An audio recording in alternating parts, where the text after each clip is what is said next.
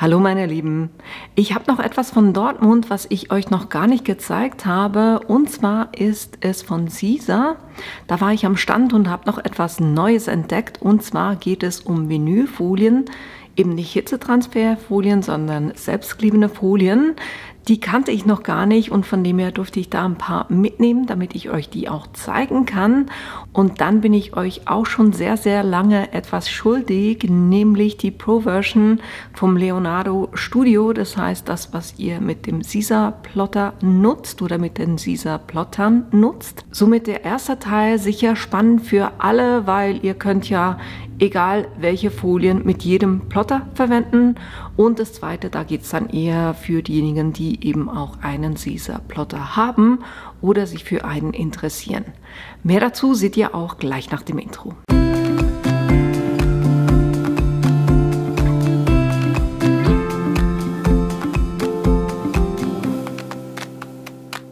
Wenn ich von den Folien spreche, dann sind das diese hier.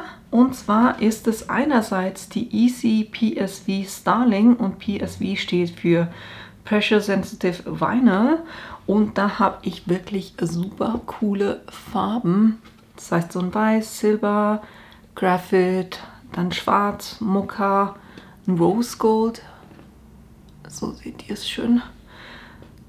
Carnation Pink, Coral Reef, Cherry Blossom Pink, Pale Peach, Cashew Gold. Mal gucken, dass ihr das so seht, wie schön die auch leuchten. Light Orchid, Soft Blue, Sage, Sea Glass, Bright Green, Cobalt, Canary Yellow und Ketchup Red. Das sind die Farben von den Starling. Und dann haben wir auch noch Glitzer. Da habt ihr Stardust, das ist so ein Weiß, dann Diamond, das ist ein Silber, Night Sky ist so ein Schwarz, Glimmer Gold, auch super, super schön, Emerald Envy,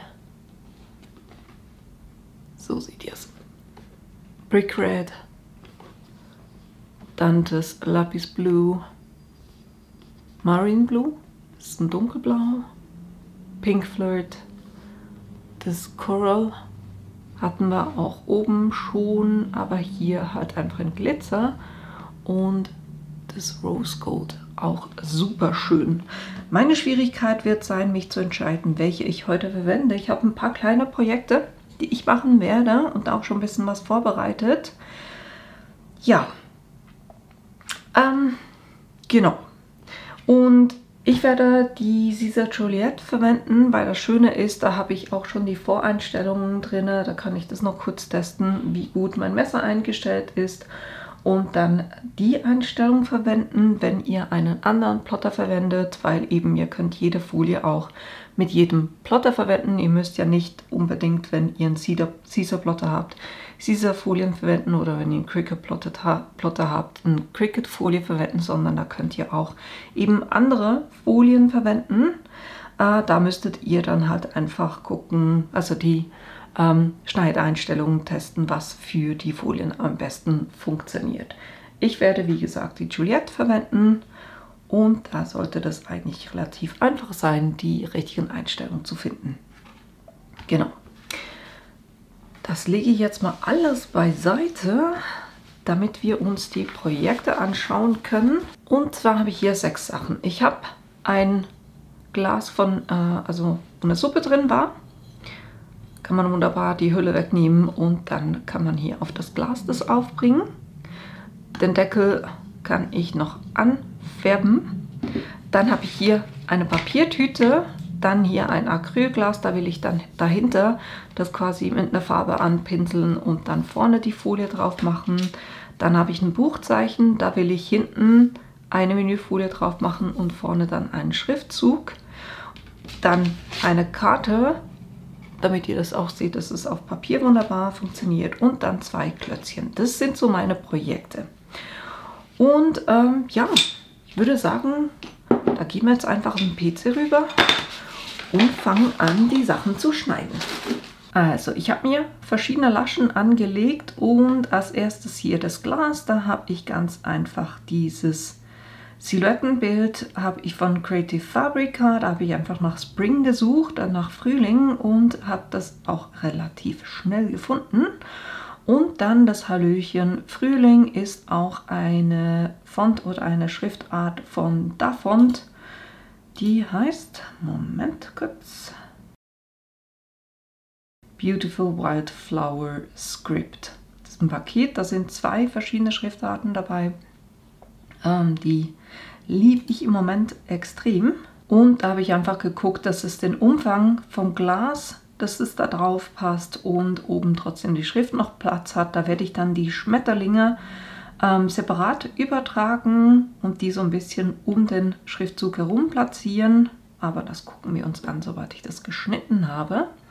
Dann habe ich fürs Buchzeichen habe ich hier so diese Brush Strokes, also Pinselstriche, habe ich auch bei Creative Fabrica gefunden und habe dann diesen hier verwendet. Die sind am Anfang sind die gruppiert, da könnt ihr einfach drauf gehen und Gruppierung aufheben machen und dann könnt ihr den verwenden, den ihr eben verwenden wollt. Das brauche ich hier nicht. Und dann natürlich auch wieder geguckt, dass es auf dem Buchzeichen Platz hat und die Schrift hier ist AS Quilt. Da würde ich behaupten, das war auch von Creative Fabrica. Das habe ich gemacht. Und dann natürlich auch wieder die Größe so angepasst, dass es aufs Buchzeichen passt. Das Grüne kommt dann hinten drauf. Jetzt muss ich kurz gucken. Deshalb muss ich das, wenn ich das Bild, dass es so aussieht, muss ich das horizontal spiegeln. Weil ich mache es ja dann hinten aufs Buchzeichen und den Schriftzug vorne drauf. Dann als nächstes haben wir die Klötzchen. Da habe ich 2, weil ich eins sehr wahrscheinlich mit der Glitzer machen will und eins mit der Starling-Folie. Und da ist der Schriftzug Rainbow, heißt die Schriftart. Finde ich immer süß mit diesen Herzchen. Auch da habe ich natürlich geguckt, dass das von der Größe her aufs Klötzchen drauf passt. Dann habe ich die Tüte, den kennen viele von euch sicher auch schon, den habe ich selber gezeichnet. Und da habe ich einfach geguckt, dass das auch auf die Tüte passt. Da will ich einfach ein bisschen gucken, wie filigran ich mit dem Schneiden gehen kann. Und alle Designs ist ja, wir schneiden die Folie quasi von vorne. Das heißt, ihr müsst Sachen nicht spiegeln, anders als beim Heat Transfer Vinyl oder bei der Hitzeübertragungsfolie. Genau, dann habe ich von der Karte her hier dieses Cupcake. Habe ich, glaube ich, hier von, Moment, genau, das war dieses hier, was ich verwendet habe. Und der Schriftzug, da ist die Schriftart Carley, C-A-R-L-E-Y. Da bin ich mir jetzt nicht ganz sicher. Ich würde behaupten, sie ist von Creative Fabrica. Wenn nicht, war das noch eine, die ich vom Silhouette Studio hatte. Aber das Schöne ist halt einfach, wenn ihr mit dem Leonardo Design Studio arbeitet, der übernimmt ja sämtliche Schriften, die ihr auf eurem System, auf eurem Laptop oder Computer gespeichert habt. Genau, dann habe ich da auch geguckt, dass es auf der Karte Platz hat. Dann habe ich noch für die Acrylscheibe habe ich einen Spruch gefunden, der ist von Creative Fabrica. Und da werde ich dann den Hintergrund ganz einfach anpinseln. Von dem her kann ich das so lassen. So, und jetzt kann ich eines nach dem anderen ausplotten. Es ist ein bisschen schwierig, dass ihr das seht, aber ich kann hier bei den Einstellungen, kann ich jetzt einfach sagen, ich nehme die Selbstklebefolien und kann das hier, das Starling nehmen, weil ich werde mit dem Schwarz anfangen. Dann eben, wir schneiden von oben, das heißt, ich kann das hier ganz einfach reingeben.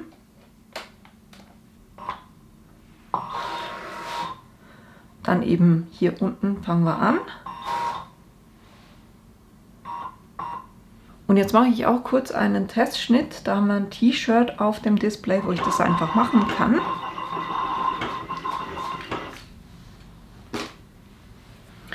Dann kann ich das wieder ein bisschen rausspulen. Weil das hat jetzt eine Schneidegeschwindigkeit von 10 und Anpressdruck von 5. Kann ich gucken, ob das richtig geschnitten wurde.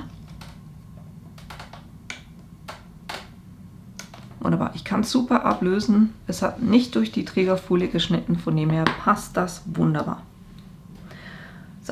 muss ich ein bisschen oberhalb vom T-Shirt gehen. So, das sollte passen. Dann kann ich mein Design hier einfach unten in die Ecke geben, weil da werde ich ja auch schneiden und sagen Design senden, senden und an den Plotter senden. Yes. Und dann fängt er auch schon an zu schneiden.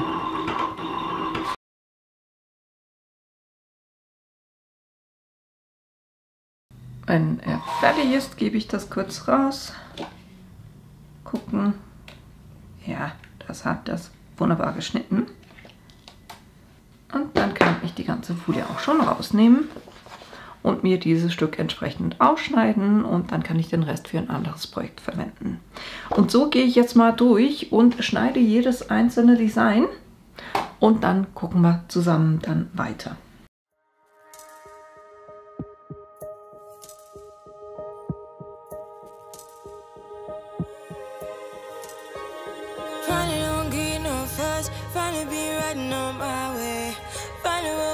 Some luck in the book. I don't give a what someone say. Finally got my friends in the back on my roller. We gon' make it. Ich muss ganz ehrlich sagen, ich bin immer noch hin und weg, wie schnell und präzise diese Plotter schneidet. Das ist Wahnsinn. Und ja, wenn ich damit durch bin, kann ich hier ganz einfach das Ganze entgittern.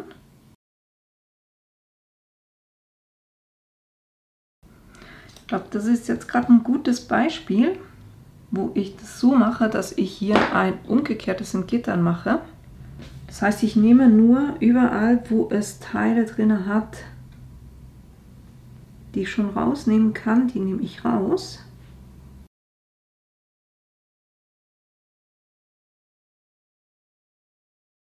Und nur kurz zum Thema Übertragungsfolie.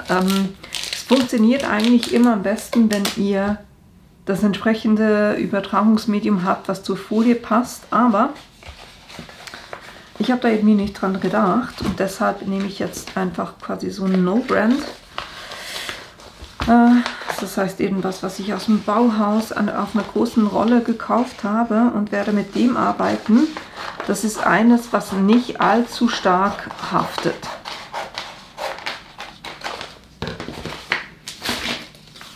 Aber eben funktioniert natürlich immer am besten, wenn ihr eins habt, was dann auch zur Folie dazu passt.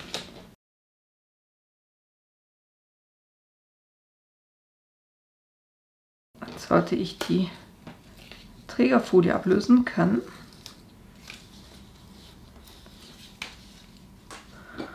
Und jetzt versuche ich, die Folie abzulösen, die ich eben nicht haben will. Natürlich gucke ich, dass das nicht wieder zurückfällt oder dann zusammenklebt auf dem, was hier drauf ist, sondern ich hebe das so ein bisschen hoch. So sollte das eigentlich relativ gut funktionieren.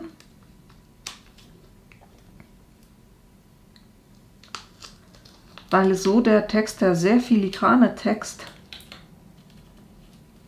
auf der Übertragungsfolie kleben bleibt. Also selbst die A, Ü, Ö-Pünktchen. We gon' make it big, I say. We gon' make it big, just stay in there. Stay in the moon. Stay. Das hier war für das Glas, genau. Das heißt, ich lasse das hier kurz liegen, weil ich brauche da noch kurz das, was unten war.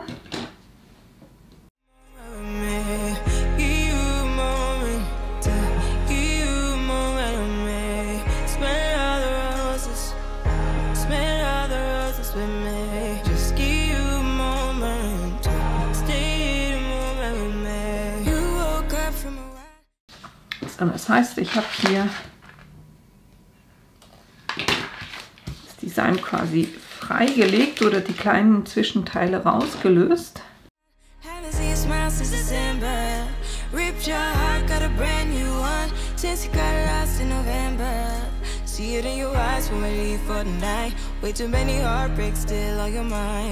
Let the flame burn down for a while. Let the flame blur out for a while.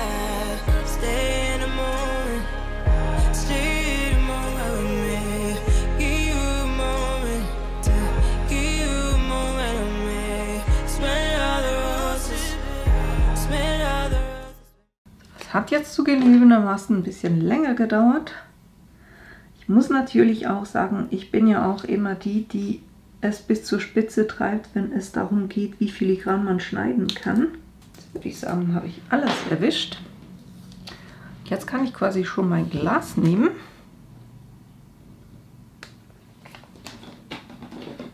Gucken, wo ich eine Naht habe auf dem Glas. Das ist hier und hier. Also wird das hier vorne sein oder hinten, je nachdem. Und dann gucke ich, dass ich hier so ein bisschen auf die Naht unten auf dem Glas gehe.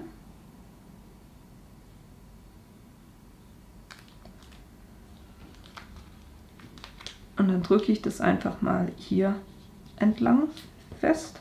Das heißt, die eine Seite, upsie, und dann noch die andere Seite. Dann festrakeln, damit das wirklich schön am Glas dran hält. Ihr könnt natürlich zum Platzieren, könnt ihr das auch so machen, dass ihr ein Backtrennpapier nehmt, dann geht das auch so ein bisschen besser. Weil die Folie klebt ja jeweils nicht auf dem Backtrennpapier. Weil ihr seht, ich war jetzt hier nicht genau, aber ich will ja auch nicht, dass das Video extrem lange dauert und hier so ein bisschen schneller machen können. Das war schon mal die Verzierung ringsherum. Jetzt hatten wir das hier hinten.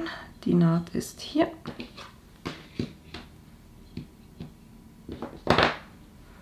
Dann kann ich meinen Schriftzug nehmen.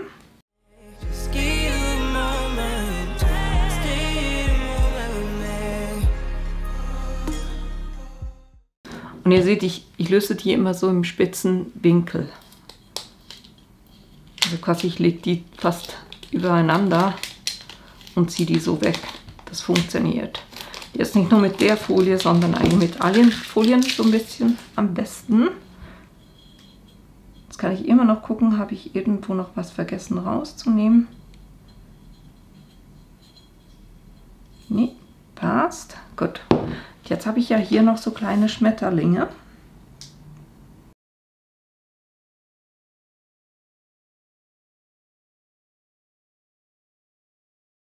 Und die kann ich jetzt einfach noch auf dem Glas quasi platzieren. Das könnt ihr auch ohne Übertragungsfolie machen, wenn ihr etwas habt, was in einem Teil ablösbar ist.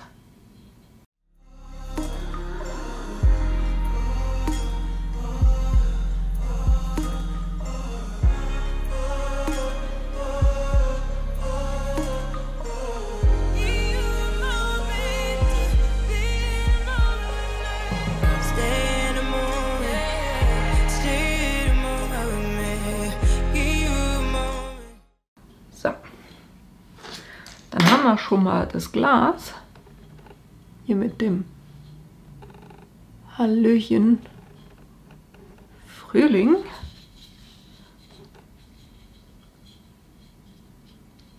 Und das ist eine stark haftende Folie. Natürlich mit Vinylfolie geht ihr nie in irgendwie Spülmaschine oder Mikrowellenherd oder was auch immer, weil da sind in der Regel Weichmacher drin. Sowas wollt ihr dann nicht ja, an euren Esswaren haben dann oder an eurem Geschirr haben. Genau.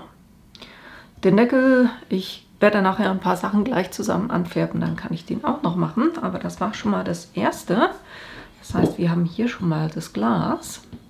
Dann das Buchzeichen geht ein bisschen einfacher.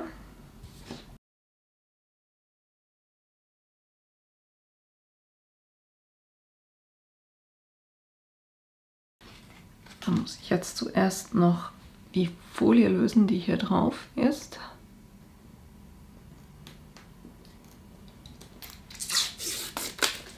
Ich erstmal eine Seite.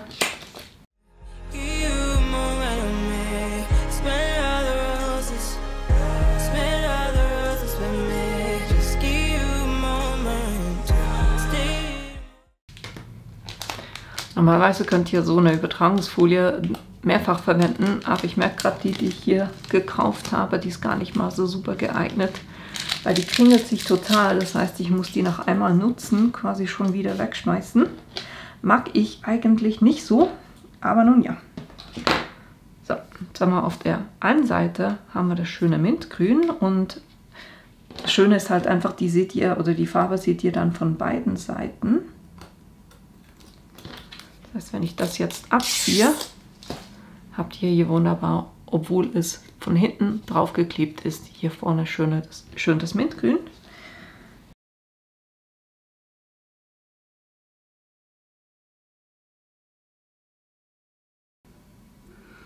Ich bin sonst jemand, die extrem gerne mit dem Entgitterungshaken entgittert.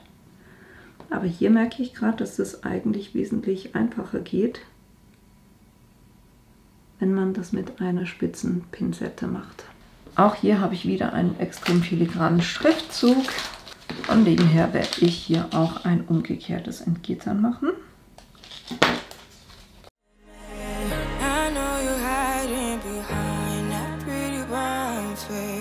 I see you climbing, been trying to find your way. Let's see you smiling.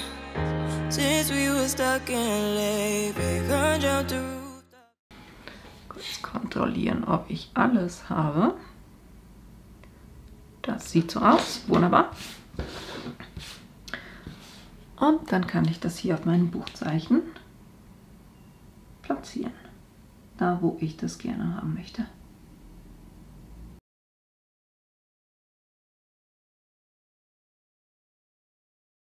Und dann seht ihr, wie filigran ihr hier Sachen ausschneiden könnt. Und eben den coolen Effekt, wenn ihr das von hinten und von vorne draufklebt. Das war das zweite. Dann kommen wir zu den Klötzchen. Da hatte ich eine Glitzerfolie verwendet. Auch hier geht umgekehrt, dann geht es besser.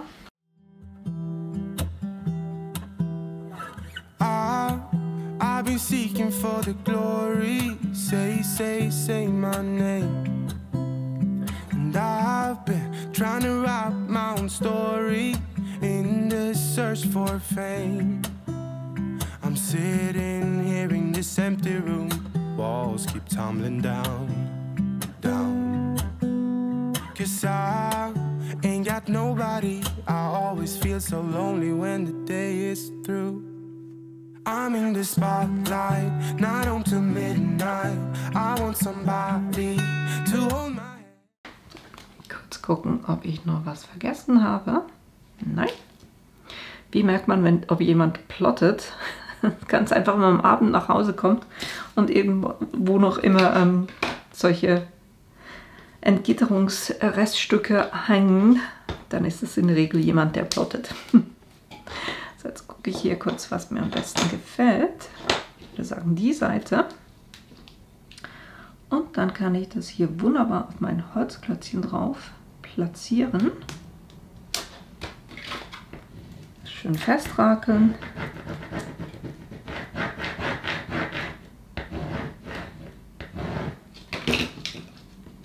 Dann auch wieder im spitzen Winkel die Übertragungsfolie abziehen. Die kann ich jetzt tatsächlich zweimal verwenden, Diät. Aber ne, so klebt das wunderbar drauf. Könnt da immer noch so ein bisschen das reindrücken. Und so habt ihr, der Glitzereffekt kommt jetzt gar nicht so rüber. Aber es sieht schon cool aus. Gut, dann haben wir hier noch ein zweites Stück.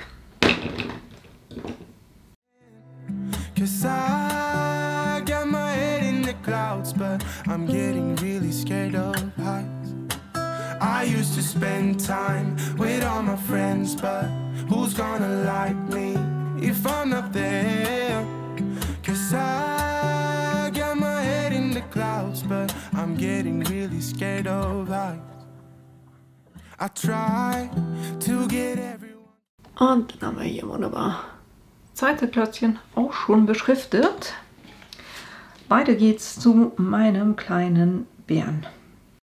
Me I play my games. But I just end up looking like a showcase. I haven't myself to blame. I'm sitting here in this empty room. Walls keep tumbling down. So, ich glaube, beim Rest nehme ich tatsächlich auch schon die Übertragungsfolie. Weil ich habe ja das selber gezeichnet und weiß, wie viele kleine Teile ich da eingebaut habe.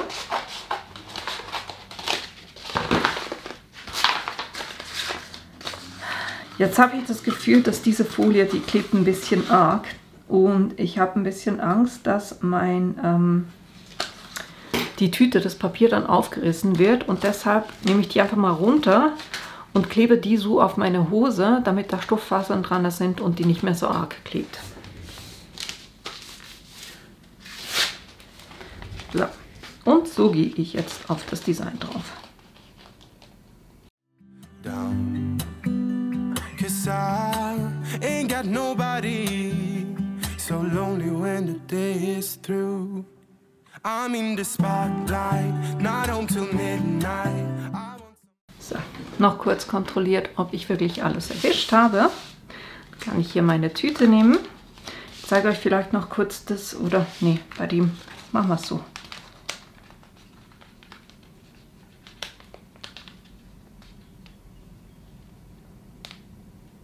Guck so ein bisschen, wo ich den haben will.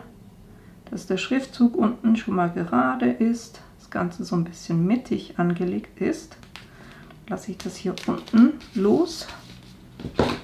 Und dann rakle ich das von da an auf die Tüte drauf.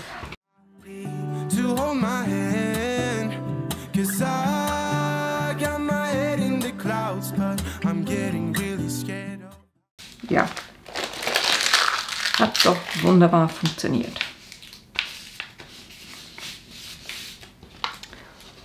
Und so haben wir schon den kleinen Teddy auf einer Tüte drauf. Was war das? Es hilft, wenn man Aufnahme drückt auf der Kamera. Ich habe hier ganz einfach die oberste Schutzschicht schon mal weggenommen. Das war so eine Plastikschicht. Und jetzt geht es bei dem Spruch auch einfach darum, hier die Teile rauszulösen, die ich nicht im Design haben will. Die andere auf der Tasche war eine matte Folie. Das hier ist jetzt die glänzende Folie.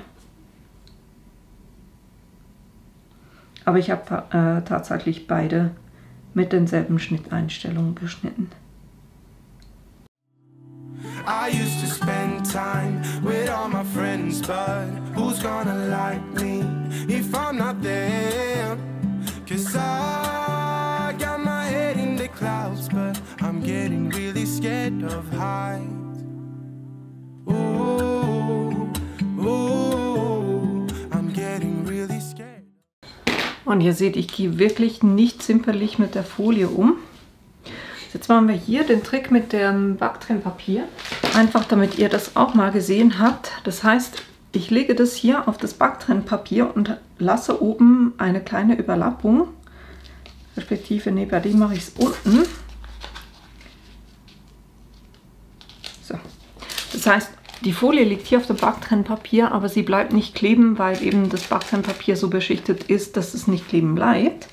Und jetzt kann ich quasi einfach gucken, wo ich das gerne platziert haben möchte. Beim Durchsichtigen ein bisschen schwierig, das heißt, ich halte das so ein bisschen gegen das Licht. Dann sehe ich auch, wo der Spruch landen wird, ob ich gerade bin. Oben und unten mittig, seitig, mittig und gerade. Das wäre so mein Ziel. Ich habe das Gefühl, das ist der Fall. Und dann mache ich hier unten die Übertragungsfolie fest.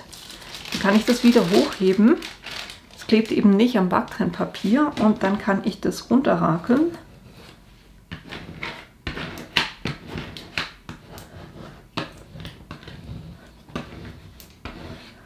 Und so könnt ihr ein Design auch wunderbar platzieren. Da werde ich nachher die Rückseite noch anfärben. Das heißt, mit dem machen wir nachher noch weiter. Und dann haben wir noch die Karte. I'm in the spotlight, not home till midnight. I want somebody to hold my hand, 'cause I got my head in the clouds, but I'm getting really scared of heights. I used to spend time with all my friends, but who's gonna like me if I'm not there? 'Cause I got my head in the clouds, but I'm getting really scared of heights.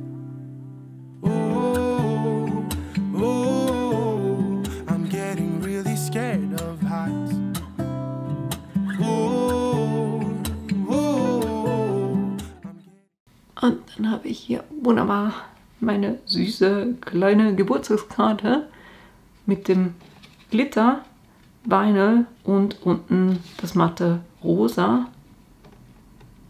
Finde ich eine super Kombi. Und eben gerade, weil ich das Cupcake quasi ausgeschnitten habe, das heißt, dass es schwarz ist, ist hier die Karte ganz einfach.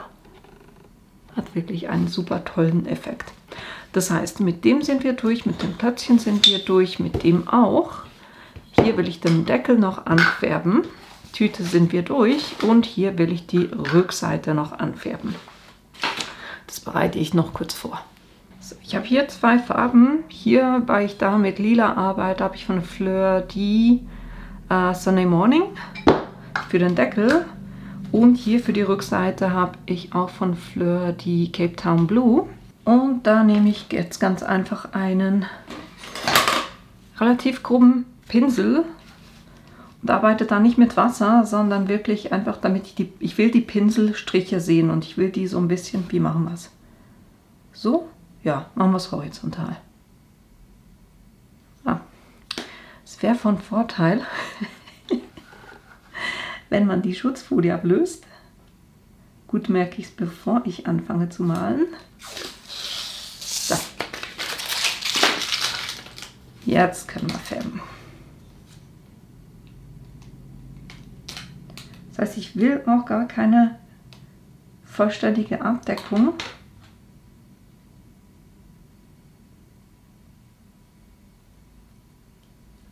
Sondern genau diese Streifen will ich haben. Really scared of heights.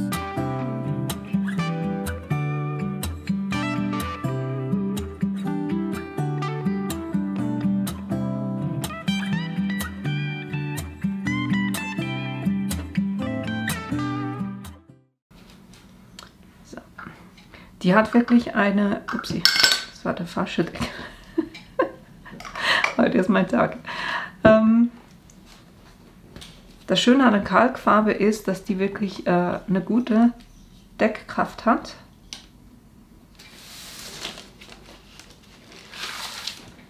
Sollte das nicht reichen, kann ich immer noch mal drüber. So sieht sie im Moment aus. Ich lasse das jetzt alles trocknen. Wenn euch das stört, dass man so ein bisschen die Streifen sieht, dann könnt ihr natürlich noch mal drüber gehen, aber ich will genau diesen Effekt haben. Von dem her lasse ich das hier einfach mal trocknen und kümmere ich mich noch kurz um den Deckel hier. So, ich würde sagen, das sollte trocken sein. Wunderbar. Und so seht ihr, wie cool das aussieht. Und der Spruch ist halt einfach cool. If life knocks you down, roll over and look at the stars. Na, wenn das Leben dich umhaut, roll dich einfach über und guck dir die Sterne an. Finde ich Hammer und auch die Farbkombi von Schwarz und dann eben dieses schöne Mintgrün hinten dran. Und das kann man jetzt zum Beispiel zwischen zwei Klötzchen einklemmen und das so als Halterung verwenden und das so aufstellen. Finde ich wirklich, ist super schön geworden. Dann eben die Klötzchen. Einmal das Schwarze, was die Glitzerfolie ist, und die andere ist die matte Folie. Und ihr seht auch, also ich gehe mit dem Nagel drüber, das hält wirklich gut, auch auf dem Holz. Dann auch ganz cool eben, wenn ihr so ein Buchzeichen zum Beispiel macht, oder das könnt ihr auch mit einem Schlüsselanhänger machen, wenn ihr hinten drauf quasi so einen Pinselstrich ausplottet und dann von vorne den Spruch drauf macht. Sieht es auch Hammer aus. Dann die Karte gefällt mir wirklich super gut. Mit dieser Aussparung mit dem Cupcake. Das könnt ihr somit wunderbar auch für eure Kartengestaltung verwenden. Dann auch die Papiertüte. Hier hat auch wunderbar funktioniert. Das ist auch wieder die matte Folie.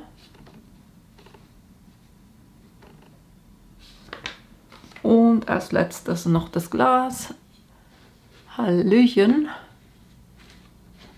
Frühling. Und dann die Blumen und Schmetterlinge. Ist doch super schön geworden. Den Deckel habe ich dann schlussendlich weiß gemacht, weil ich die lila Farbe nicht aufbekommen habe. Genau. Ja, das waren so die Beispiele. Ich hatte bis jetzt mit der Retrama Vinylfolie hauptsächlich gearbeitet. Ist halt einfach so, ich gucke jeweils mir an, dass ich, naja, eine Folie nehme und dann von der alle Farben.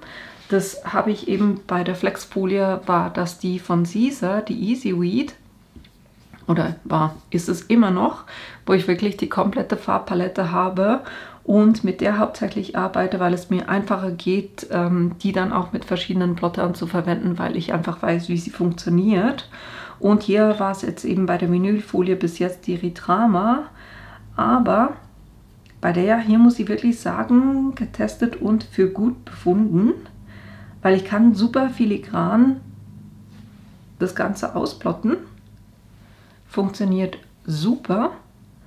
Sie hält wunderbar, weil es eben nicht eine leicht klebende ist, sondern eine stark klebende Folie. Das heißt, ihr könnt es auch auf dem Holz verwenden. Von dem her würde ich mal sagen, werdet ihr diese Folie bei mir definitiv noch öfters sehen, weil ich mit dem Ergebnis wirklich zufrieden bin, auch eben, dass sie so gut hält. Und vom Entgittern her oder vom Übertragen her, ihr habt es jetzt gesehen, ich habe eine Folie verwendet, die nicht von Caesar ist oder nicht abgestimmt ist auf meine Vinylfolie. Und das gilt eigentlich bei allen Folien, dass ihr wirklich die Übertragungsfolie nehmt, die auch für das Produkt gemacht ist. Dann funktioniert das auch wesentlich einfacher, weil bei mir war es ja so, dass die sich, die ist ja extrem dehnbar. Und dadurch, ja, war die nicht so optimal. Von dem her gucke ich da auf jeden Fall noch, dass ich die Übertragungsfolie von Caesar für diese Vinylfolien auch noch habe. Genau, und dann sollte das auch so ein bisschen besser funktionieren. Das waren so die Beispiele, die ich euch zeigen wollte. Ich hoffe, da waren so ein paar Inspirationen mit dabei. Mein absoluter Liebling ist das hier. Das finde ich wirklich, wirklich richtig cool. Und das könnt ihr natürlich auch mit größeren Schildern machen. Ich wollte es hier einfach, um euch das auch ein bisschen besser zeigen zu können, hier auf dem Kleinen machen. Ja, und was ich halt auch immer wieder cool finde oder was mich immer wieder von Neuem überrascht, wie schön filigran und schnell ihr mit der Juliette plotten könnt. Ich finde das wirklich, es ist immer noch ein super Plotter. Ich wünschte mir einfach, dass es eine App geben würde, damit ich das Ganze auch von meinem iPad aus bedienen kann. Das wäre für mich extrem hilfreich. Aber ja, betreffend Bedienung, da kommen wir jetzt eben noch dazu. Ich werde euch jetzt noch zeigen, was die Leonardo Studio Pro Version, was da der Unterschied ist zur Basisversion, dass ihr das auch noch ein bisschen seht. Ja. Für die, die sich hier ausklicken, weil ihr keinen Caesar Plotter habt, ich hoffe, das war hilfreich für euch hier mit den Folien, dass ihr da Lust habt, das selber auch auszuprobieren. Jo, und dass ich euch hier so ein paar Inspirationen geben konnte. Und für die, die dranbleiben, da gehen wir jetzt eben gleich rüber zum Leonardo Studio. So, schauen wir uns noch kurz die Übersicht an. Ihr habt, wenn ihr auf Account, also auf euren Account geht, Caesar.com, seht ihr auch den Vergleich der Features. Das heißt, was ist in der Basisversion drin, was ist in der Pro-Version drin. Hier ist auch der Ort, wo ihr die Software herunterladen könnt und ihr seht, es hat einiges, was da in der Basisversion drin ist. Das heißt, ihr könnt den Plotter auf jeden Fall auch mit einfach nur der Basisversion verwenden. Ihr müsst nicht die Pro haben, damit ihr da mit dem Plotter arbeiten könnt. Das ist schon mal wichtig, weil ja, das finde ich dann ganz schlecht, wenn jemand dann sagt, ja, man muss für eine Software bezahlen, wenn man sich den Plotter gekauft hat. Das hatte Cricut mal versucht und das ging kräftig in die Hose. Ja, genau, von dem her, hier Basisversion ist, könnt ihr einfach verwenden und ja, so eigentlich auch mit dem Plotter arbeiten. Aber wenn ihr dann die Pro-Version habt, dann habt ihr einiges noch an Zusatzfunktionen hier drin. Und wenn ihr, naja, jetzt es anguckt, wird euch das vielleicht nicht so viel sagen. Und deshalb dachte ich mir, ich zeige es euch einfach kurz im Leonardo Design Studio. Von den Kosten her, da komme ich ganz zum Schluss noch kurz dazu, da sage ich euch noch so ein bisschen was dazu. Eine Zusatzfunktion ist, dass ihr unter Datei hier sagen könnt Jobnotizen und da quasi eure Anmerkungen zum Projekt, also es ist immer auf ein Projekt abgelegt und ja, das könnt ihr quasi da hinterlegen, zum Beispiel Schneideinstellungen oder woher ihr die Datei habt. Ich verwende extrem viele verschiedene Schriften, vielleicht da auch den Namen der Schrift und dann wird das hier unten als Icon angezeigt. Das ist eines und auch bei Datei exportieren. Ich mache hier kurz etwas auf den Arbeitsplatz, damit wir da überhaupt was haben.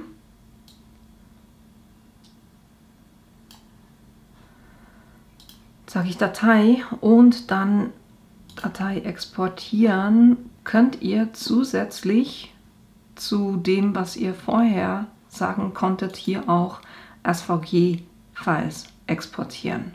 Das heißt nicht nur als PNG, JPEG, TIFF, sondern ihr könnt jetzt hier tatsächlich auch SVG-Files exportieren, das hier speichern und dann könntet ihr das zum Beispiel auch mit einem anderen Plotter verwenden. Wenn ihr auf der Pro-Version seid, dann merkt ihr, dass hier unten, das ist das Hauptsächliche, was sich geändert hat, dass ihr hier mehr Möglichkeiten zur Verfügung habt.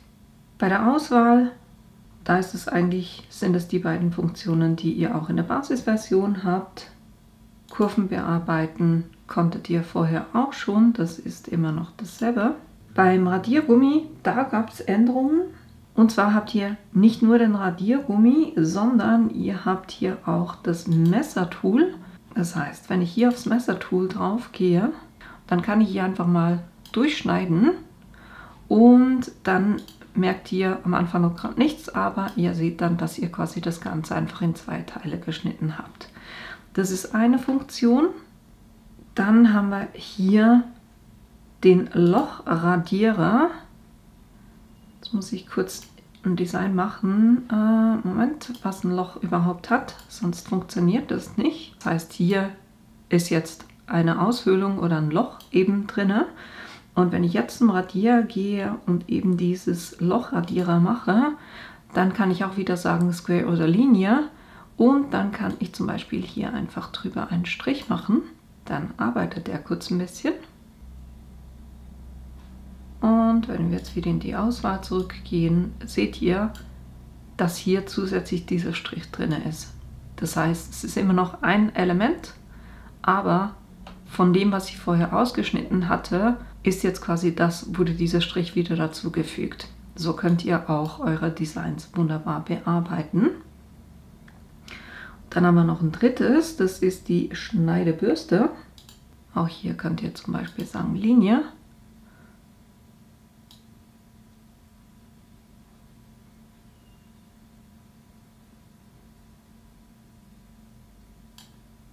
Und was da dann passiert, wenn ich das jetzt wegnehme, seht ihr, dass ihr hier ganz einfach das in 2 Teile geschnitten habt, da wo ihr drüber seid. Das ist diese dritte zusätzliche Funktion. Wo solche Sachen auch super sind, ist zum Beispiel, wenn ihr einen Text habt. Gehen wir hier so Großschrift übernehmen. Machen wir ein bisschen größer, damit wir da auch etwas sehen. Und jetzt kann ich hier sagen, ich nehme zum Beispiel hier und nehme hier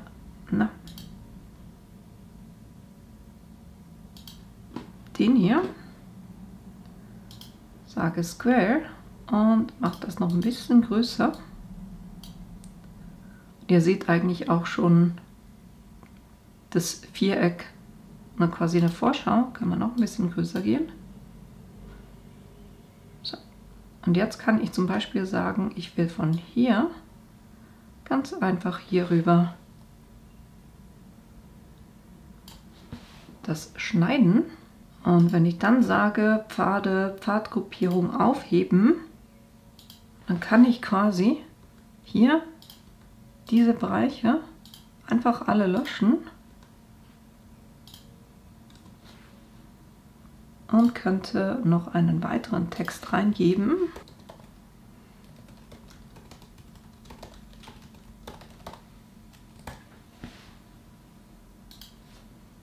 Wir sagen, hallo, schön, dass du da bist, übernehmen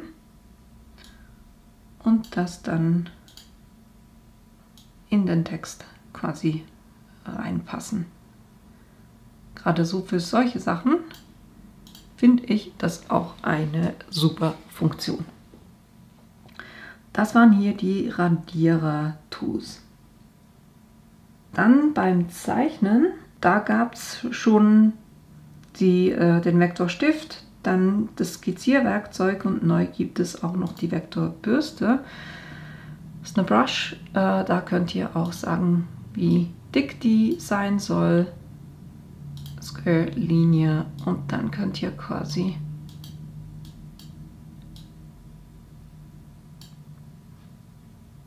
ohne die Linie, sorry. Dann könnt ihr hier, ist ein bisschen verzögert hier mit meiner Maus, aber hier könntet ihr quasi freihand zeichnen. Ich würde das dann als moderne Kunst betiteln, was ich da gemacht habe. Genau, funktioniert mit der Maus nicht so super, aber ja, einfach hier haben wir noch ein zusätzliches Tool. Dann bei den Formen hatten wir vorher die ersten 4 hatten wir schon und neu gibt es hier zum Beispiel das gerundete Ecken. Das heißt, ihr könnt bei den Ecken sagen, wie viel Radius die haben sollen, wie breit es sein soll, wie hoch es sein soll. Das übernehmen und dann habt ihr hier wunderbar ein Element mit abgerundeten Ecken. Das ist eines. Dann das nächste ist das Hexagon. Ihr seht im Moment, es ist ein Dreieck. Ich kann aber sagen, wie viele Seiten das haben soll. Ich kann auch den Radius bestimmen und dann übernehmen. Und dann habe ich das Element eben auch genauso, wie ich das haben möchte. Und dann haben wir auch noch, den Stern, wo ihr sagen könnt, wie viele Zacken soll der haben, wie groß soll der innere Radius sein. Und der Radius, denke ich mal, ist die Außenlinie übernehmen. Kann ich den hier hinpacken und dann habe ich so Sterne genau in der Form, wie ich die gerne haben möchte. Das sind die zusätzlichen Funktionen hier über die Formen. Dann beim Text gab es ganz einfach das Textwerkzeug, aber was ich neu auch machen kann, ist Text auf Bogen. Das heißt, ich sag mal hier, das ist ein Beispieltext und dann kann ich zum Beispiel da 2 Zeilen draus machen und dann könnt ihr sagen, wie groß der Radius sein soll von eurem Element. Ihr könnt den Winkel bestimmen, in dem es da sein soll. Das könnt ihr übrigens auch mit diesem grünen Punkt machen.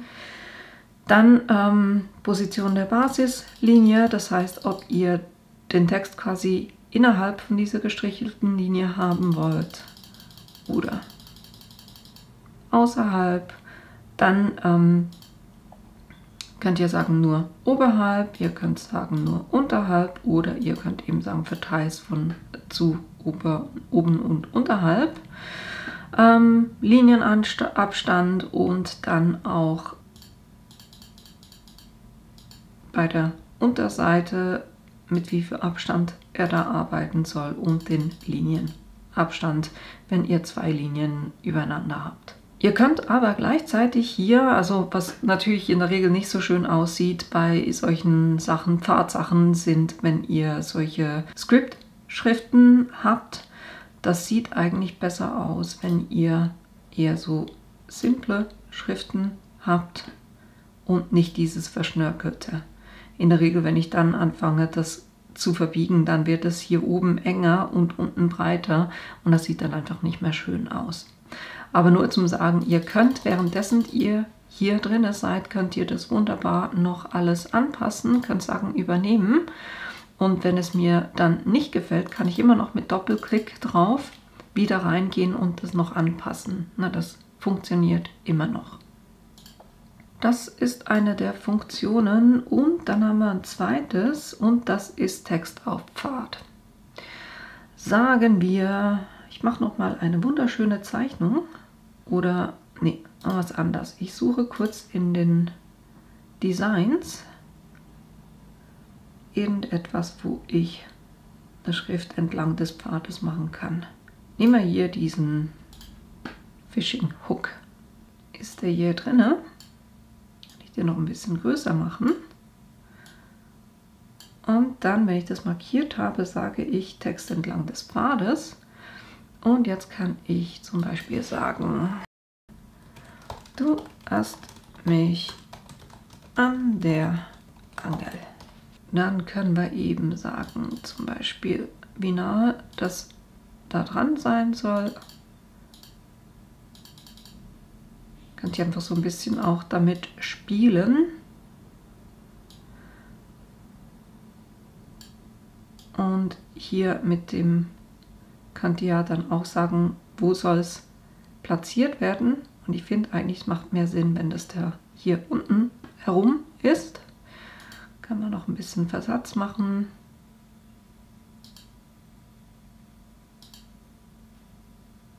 Ich kann auch den Text umklappen, wenn ihr wollt, noch ein bisschen, keine Ahnung, schönere Schrift noch und dann sagen übernehmen. Und so habt ihr quasi einen Text entlang von eurem Vektorpfad, der ja, also dieser Haken besteht ja aus einem Vektorpfad und den merkt sich das Tool quasi und dann könnt ihr den Text einfach da entlang platzieren.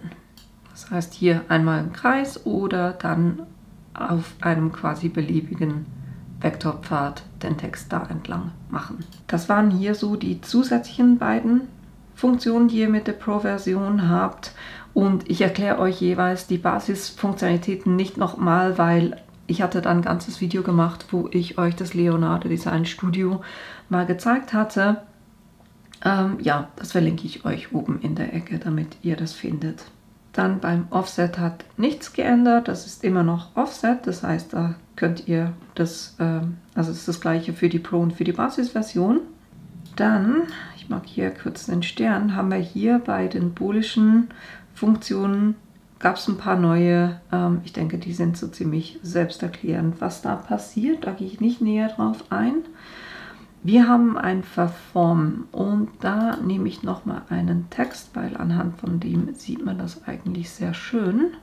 Und jetzt haben wir hier beim Verformen, da gab es vorher, ich glaube, das gab es gar nicht. Und jetzt könnt ihr hier eine Netzverzerrung machen. Das heißt, ihr habt unterschiedliche Punkte, wo ihr da ganz einfach das verformen könnt und dann wölbt sich der Text entlang von den Punkten, so wie ihr die manipuliert. Dann gibt es auch Flaggenverzerrung. Da macht er das automatisch schon so, dass es aussieht wie eine Flagge.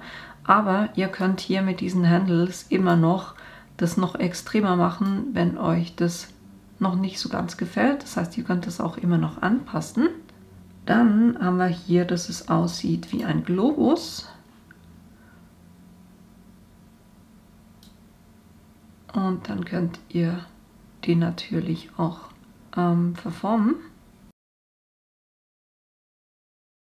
Jetzt sagt, ich hätte lieber so eine quasi Tropfenform. Könnt ihr auch das machen. Und so könnt ihr wunderbar den Text quasi manipulieren, wenn ihr den irgendwo reinpassen wollt. Das war das. Dann haben wir Schlauchverzerrung.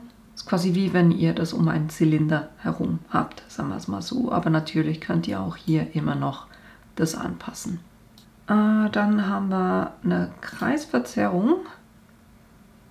Und da könnt ihr auch sagen, wie viel von diesem Kreis das abdecken soll.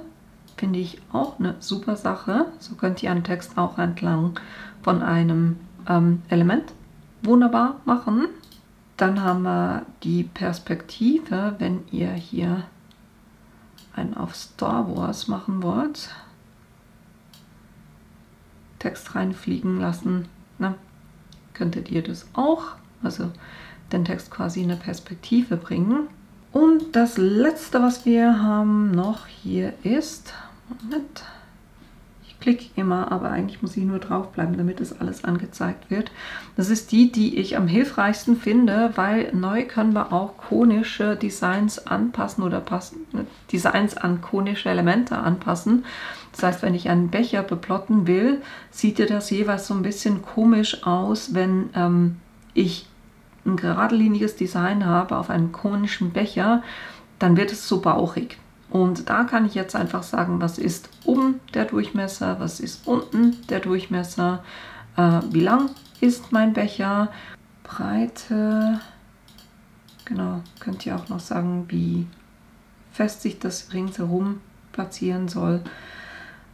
Autoposition könnt ihr einmachen oder ihr könnt selber sagen, ne, weiter oben, weiter unten.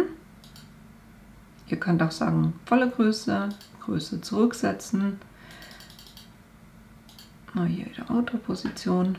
Und was ihr auch machen könnt, also je nachdem, wie es euch einfacher geht, ihr könnt jetzt hier zum Beispiel mit dem Mauszeiger euch das angucken, wie das aussieht, ob euch das gefällt. Wenn ihr jetzt das aber lieber in 2D gucken möchtet, dann seht ihr halt einfach, der Text wird hier leicht gewölbt, dass das nachher wieder gut aussieht. Aber sagen, übernehmen, und so ist unser Text quasi so angepasst, dass es dann auf diesen entsprechenden konischen Becher drauf passt. Kurz ein bisschen Platz machen hier. Jetzt nehme ich hier kurz wieder ein Design und sage hier Hundetatzen. Finde ich super. Dann haben wir die hier. Und ich könnte jetzt einerseits sagen, füll mir das ganze Blatt quasi mit diesen Hundetatzen. Respektive ich kann sagen, manuell, wie viele will ich der Länge, der Höhe. Ich kann auch sagen, Gitterlinien dazwischen haben, damit es für den Gittern ein bisschen einfacher geht. Könnt die Lücken definieren, wie viel Platz es zwischen Designs haben soll. Ihr könnt sagen, Autofüllen, eben, dass ihr quasi die ganze Matte dann voll habt. Ich sage jetzt hier mal, ich kann kurz sagen, übernehmen, dann seht ihr eben, ja, ich habe die ganze Matte voll jetzt mit diesen Tatzen. Sage ich zurück wieder, damit ich wieder mein einzelnes habe, weil eine ganz coole Sache ist auch hier quasi diese im Kreis. Das heißt, ich kann sagen, wie viele Kopien ich haben möchte, wie viele Lücken ich zwischen den einzelnen Elementen haben möchte, Radius automatisch berechnen oder ich kann auch sagen manuell, wie groß der Radius sein soll.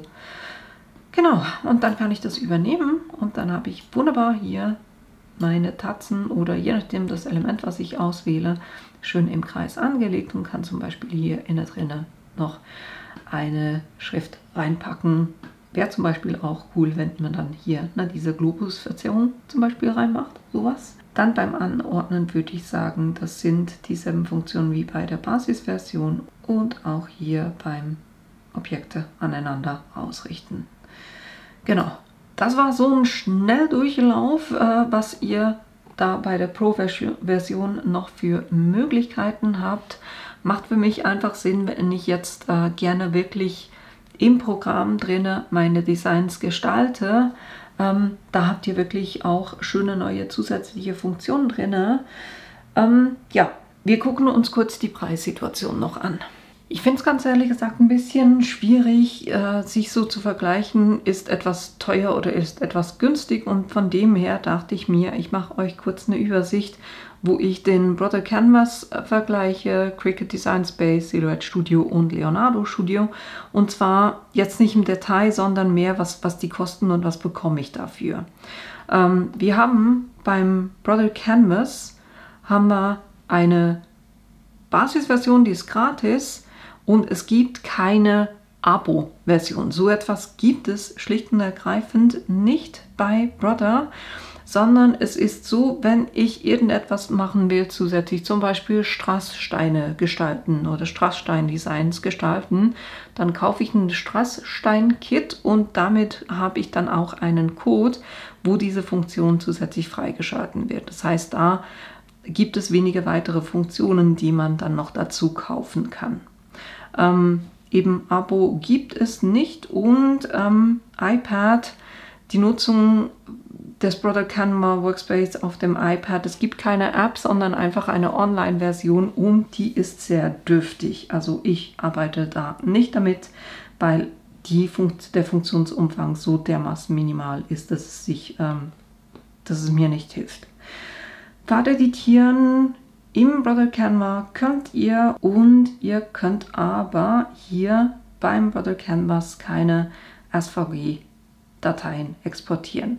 Das sind so wichtige Merkmale, wo ich sage, ist die Software etwas für mich oder nicht und lohnt es sich da eben etwas zu kaufen. Hier könnt ihr gar kein zusätzliches Abo kaufen, sondern eben nur für zusätzliche Funktionen. Gehen wir in den Cricut Design Space rüber.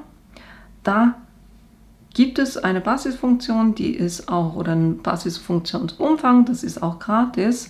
Und wenn ihr dann aber ein Abo löst, das ist, ihr könnt es monatlich machen oder jährlich, das ist pro Jahr 99 €, also quasi 100 €. Und was ihr da bekommt, sind, dass ihr Zugriff auf die Cricut-Schriften habt, zusätzlich plus die ganze Designgalerie. Und da gibt es eigentlich nur wenige zusätzliche Funktionen, sondern hier mit dem Abo geht es eigentlich mehr darum, Fonts und Designs von Cricut nutzen zu können. Von der Nutzung mit der App hier, das ist wirklich so die Software, wo ich sage, das ist die einzige, die ich auch wirklich mit dem iPad nutze, weil ich da praktisch fast den vollen Umfang auch auf dem iPad zur Verfügung habe. Was mich hier stört, ist, dass ihr könnt zwar, ihr habt extrem viele Designs, aber ihr könnt die Designs, die Pfade nicht bearbeiten, das ist bei Cricut nicht möglich und ihr könnt auch keine SVG-Dateien exportieren. Bei Silhouette, das ist so der Rolls-Royce unter den Softwares, wenn es ums Plotten geht, da haben wir einen Umfang, also ein Basisumfang, der gratis ist, der ist auch wirklich schon gut. Und dann gibt es Abstufungen. Die höchste ist die Business Edition, da bezahlt ihr einmal. Bei Cricut war es pro Jahr, also wiederholend jedes Jahr. Hier beim Silhouette Studio ist es einmalig, wo ihr $100 bezahlt. Aber das ist quasi nicht für irgendwelche Designs, so Zugriff auf Designs oder Fonts, sondern hier geht es darum, dass ihr den vollen Funktionsumfang habt vom Silhouette Studio. Wenn ihr Designs haben wollt von Silhouette, dann könnt ihr da über den Design Store, da könnt ihr Abos abschließen. Das fängt irgendwo bei $9,99 pro Monat an, wo ihr dann Designs im Gegenwert zum Beispiel von $25 bekommt. Ja, das ist dann so gelöst. Also hier, dass ihr den höchsten Funktionsumfang habt, sind es $100 einmalig. Und wenn ihr aber da zusätzlich noch Zugriff auf weitere Designs haben möchtet, dann ist das eben über den Design Store, wo ihr dann auch ein monatliches Abo abschließt. iPad-Nutzung wirklich nur quasi ausführend, auch das eine App, die für mich nicht brauchbar ist, so wie sie jetzt funktioniert. Da wurde gesagt, dass es einen größeren oder sehr großen Update geben wird. War für Februar, glaube ich, angesagt, aber da habe ich noch nichts gehört. Pfade bearbeiten mit dem Silhouette Studio sind möglich und der Export von SVG-Dateien ist mit der Business Edition möglich. Dann jetzt eben zum Leonardo Studio, da habt ihr einen Basisumfang, der ist gratis, das heißt, ihr könnt den Plotter nutzen, auch mit dem Basisumfang. Und wenn ihr dann aber die zusätzlichen Funktionen, die ich euch heute gezeigt habe, nutzen wollt, dann kostet euch das 87,56. Also ich hatte hier Schweizer Franken, weil ich habe einfach meine Rechnung angeguckt, weil ich habe mir natürlich das Abo gelöst, einfach damit ich euch das zeigen kann und eure Fragen auch beantworten kann. Da hier, das ist eben auch ein Abo, was einmal jährlich erneuert wird. Das heißt, für den Umfang, den ich euch gezeigt habe, sind es 87,56 Schweizer Franken pro Jahr. Da habt ihr eben diese ganzen zusätzlichen Funktionen plus den Zugriff auf 1000 weitere Designs. Ich muss auch ehrlich sagen, wenn ich es so vergleiche mit dem, was ich im Cricut Design Space an Designs habe, ist das eher meine Welt. Hier drin sind es jetzt nicht so massenhaft die Designs, die mir jetzt persönlich gefallen, aber das ist immer Geschmackssache. Was hier im Moment noch, glaube ich, also jetzt, wo ich das drehe, das Video, sollte das noch drin sein, dass ihr da wie quasi eine Promotion habt, wo ihr Creative Fabrica für ein Jahr gratis lösen könnt, wenn ihr eben das Abo abschließt. Aber das ist auch nur für ein Jahr. Danach verfällt das wieder. App-Nutzung gibt es leider noch gar nicht. Da warte ich sehnsüchtig drauf. Pfade bearbeiten habt ihr gesehen heute, das ist möglich und mit der Pro-Version könnt ihr eben auch SVG-Dateien exportieren. Ihr seht so ein bisschen, warum es schwierig ist, die Sachen miteinander zu vergleichen, weil ein Abo ist beim einen bedeutet nicht dasselbe wie beim anderen. Teilweise habe ich dann das gesplittet, dass ich für den Funktionsumfang was zahle, einmalig und dann für die Designs wieder nicht. Also ich hoffe, es war so ein bisschen hilfreich für euch, damit ihr mal seht, ja, was da alles dabei ist oder eben nicht dabei ist. Ob jetzt sich das lohnt mit dem Funktionsumfang zu dem Preis, das müsst ihr wirklich für euch selber entscheiden. Das beurteile ich nicht, weil ja, bei mir sieht es auch die Situation ein bisschen anders aus. Ich habe Grafikdesign-Tools zur Verfügung und habe eigentlich die Sachen hier nur, damit ich euch das wirklich auch gut zeigen kann. Von dem her will ich das gar nicht beurteilen, sondern das überlasse ich euch, ob das für euch lohnt oder nicht. Genau, das war das, was ich euch noch zeigen wollte und eben die ganzen Beispiele mit der Folie, mit der Vinylfolie von Caesar, die ich noch nicht gekannt hatte. Ich hoffe, das alles war hilfreich für euch, dass euch das Video gefallen hat, dass ihr selber auch Lust habt, die Sachen, die ich euch heute gezeigt habe, auszuprobieren und dass ich euch in einem meiner nächsten Videos wiedersehe. Bis bald! I'm in the spotlight, not until midnight. I want somebody